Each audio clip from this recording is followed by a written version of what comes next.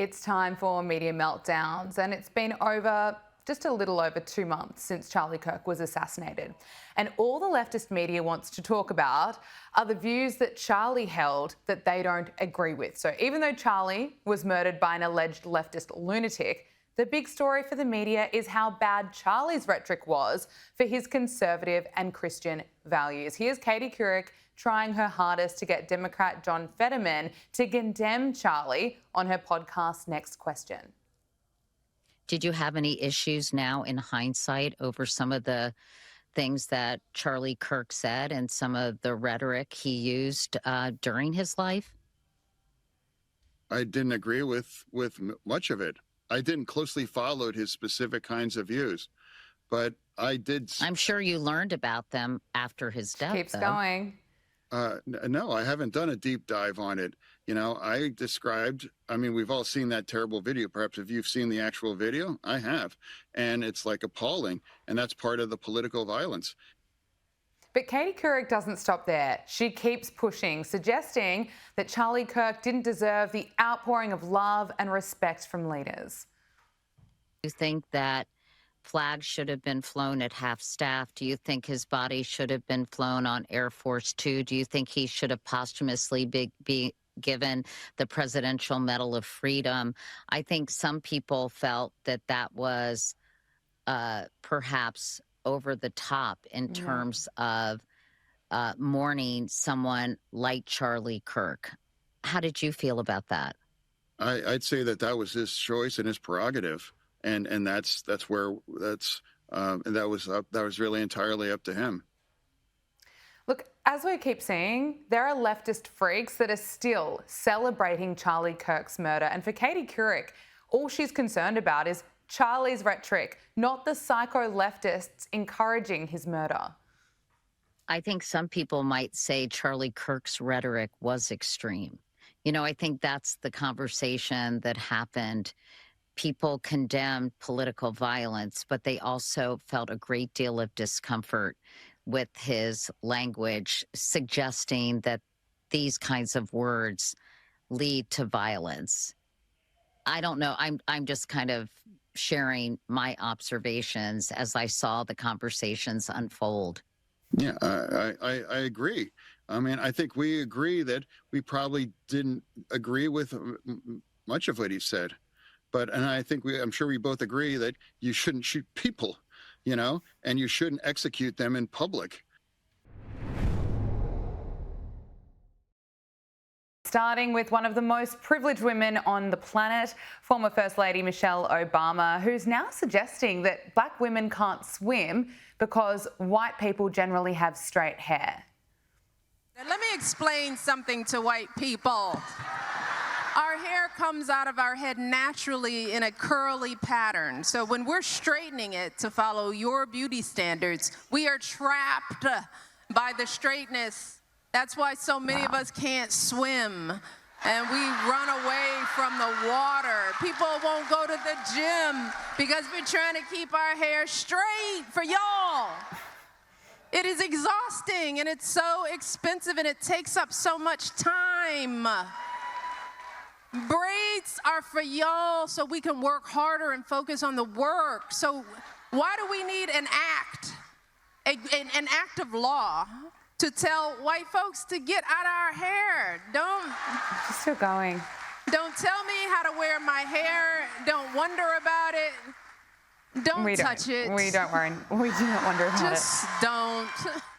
Yeah, we should all feel very bad for Michelle Obama. She's also opened up about her life, making sure that everyone knows having a hair and makeup team, that's not a luxury. Yeah. Well, I didn't really have that choice as First Lady. Of course. Right? Yeah. Every day, every time I was up, as we called it, you know, I was up for the public. Yes. And the days were long. So as you mentioned, to save time. Yes. You know, I know having a glam team, a trifecta, it feels like a luxury, but it was a time necessity. Yes. There's absolutely no way that I would be able to do my hair and makeup and have clothes ready that fit, you know, because rare is the woman that can live off the rack. Yes. You know. Finally, for some inspiration to all the women out there, don't bother about thinking for running for president one day because America rejected Kamala Harris. Well, as we saw in this past election, sadly, we ain't ready.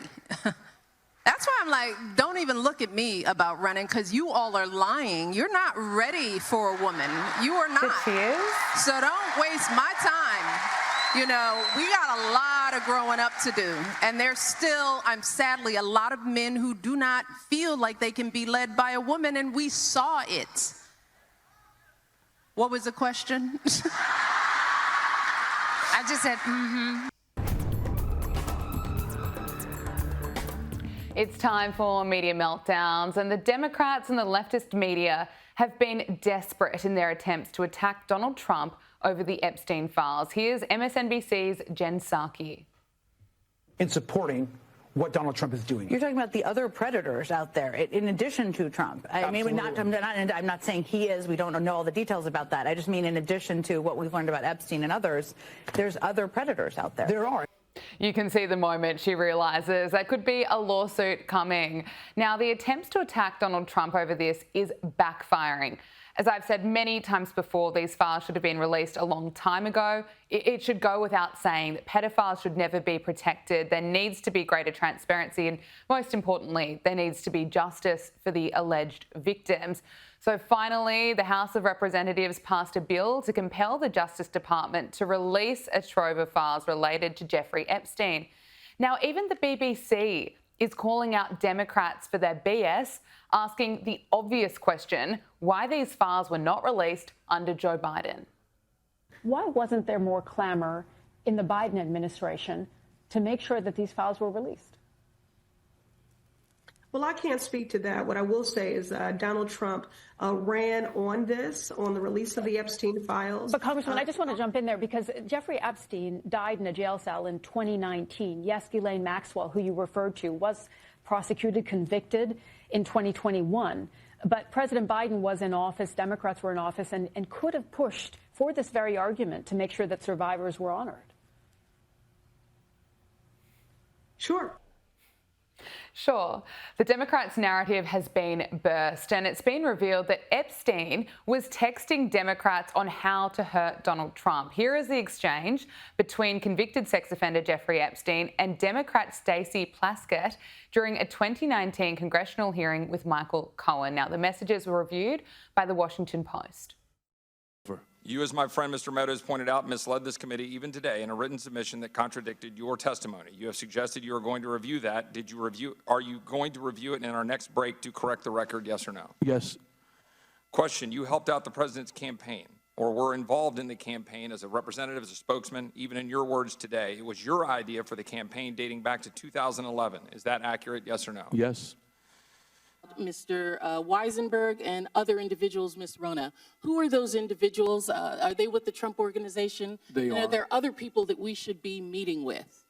So Alan Weisselberg is the chief financial officer. You got to quickly give us as many names as you can so we can get to them. Yes, ma'am. Is Ms. Rona, what is Ms. Rona's position? Rona Graff is Mr. Trump's executive assistant. And would she be able to corroborate many of the statements that you've made here? Yes, her office is directly next to his, and she's involved in a lot that went on. So you can see that text message exchange. Jeffrey Epstein even says, good work. Here is Stacey Plaskett defending her communication with the sex offender on CNN. I believe that Jeffrey Epstein had information, and I was going to get information to get at the truth. Having a friendship with him is not something that I would deem to have. And so I'm just looking forward. I'm moving forward. And I think that that's what we as American people should do, is move forward. If individuals are not involved in illegal activity, extending his criminal enterprise or his financial enterprise or all of those things, I think that we need to look at what people are doing moving forward. Wait, let me just better understand that. What is that point? Because at the time he was a known sex offender and it had been detailed all the sexual abuse. There are a lot of people who have done a lot of crimes, and as a prosecutor, you get information from people where you can. You know the Democrats are in trouble when they've lost CNN and BBC. Hakeem Jeffries was asked if he's spoken to Stacey Plaskett about the Epstein text controversy, and he struggles to give a clear answer.